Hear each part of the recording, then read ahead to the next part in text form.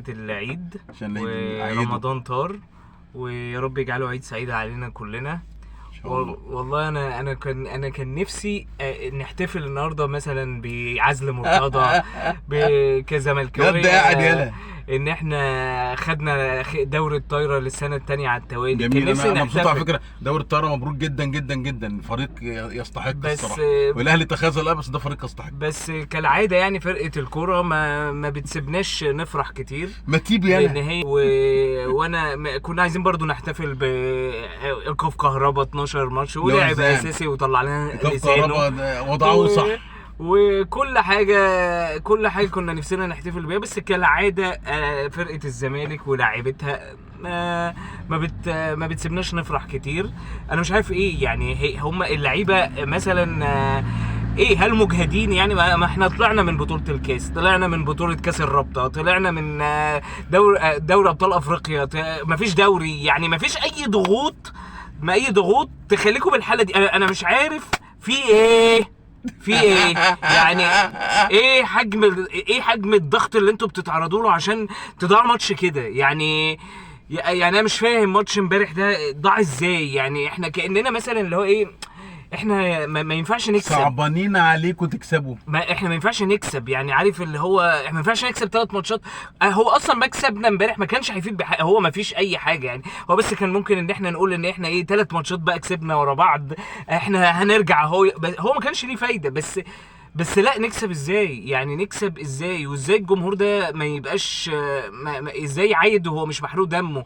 ازاي نطلع احنا وجمهورهم نطلع كسبانين احنا الاتنين سوا الله، لا هو يزيط عليا ولا انا ازاي نطلع لا لازم انتوا مضغوطين في ايه؟ يعني انا عايز اعرف، هو في حد مضغوط اكتر من كهربا في الحياه اللي احنا فيها دي؟ واحد عليه 100 مليون للزمالك، وواخد غرامه من الاتحاد مليون، وموقوف 12 ماتش، وكل ماتش بيجيب جون، يعني انا مش فاهم يعني ايه اللي انتوا مالكوا فيه ايه؟ الهرس ده كله وما تزعلش نفسك عادي يا عم كده، معلش كده معلش انت بتقولها لي ما كده عزلي مرتضى اخباره ايه طيب؟ بس عشان نبقى عارفين. والله يعني انا مش عارف هو ليه في جمهور من الزمالك متضايق يعني، انا مش فاهم ليه في جمهور مزعلان ان عشان في يعني ليه كلنا كبيره جدا شايفين ان هو الذكر وان هو اللي بيخلص وان الاسلوب بتاعه هو اللي ينفع مع مش عارف مين وبيعمل ايه وبيسوي ايه، وقال في ناس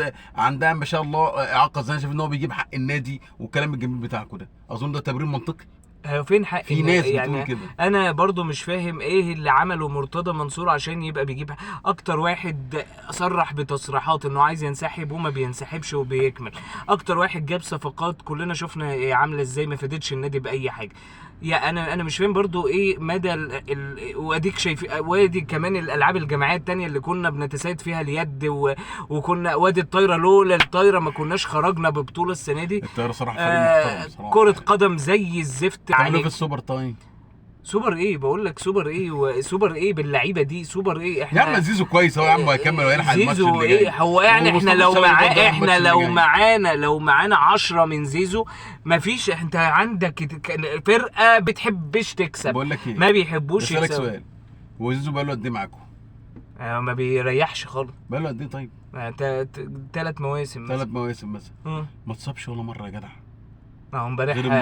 امبارح الاصابه ما شاء الله عليه يعني، والاصابه اللي جات له وفلقت رجله. بس المفروض يبقى ايه بقى، حسيس شويه، يقعد ماتش انا تعبان، طب نازل برد مش عارف ايه الكلام الجميل صعبان عليكم. بس واحد عندنا زي زيزو يعني انت ما شاء الله عليه، انت ما شاء الله كهربا كل ماتش بيجيب اجوان، حسين الشحات ما بيكبرش بيصغر، امبارح ضيع كوره ما ضيعش. انتوا ما شاء الله عندكم فرقتين فانت جاي تكلمني في زيزو؟ شيكابالا يالا، عندكم الشيكابالا ده الاسطوره يالا، عندكم شيكابالا الاسطوره، عايز ايه تاني؟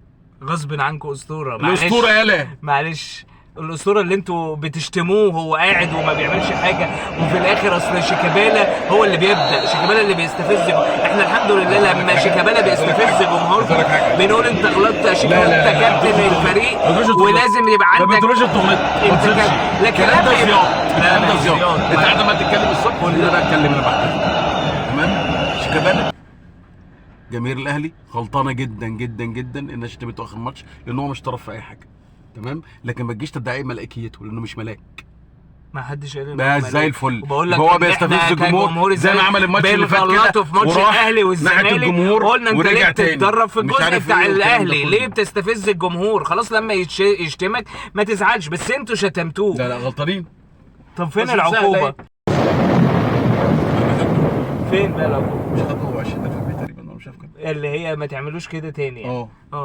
العقوبه دي تزعل بمزاجكم. معلش. وزعلان على شيكا وزعلان على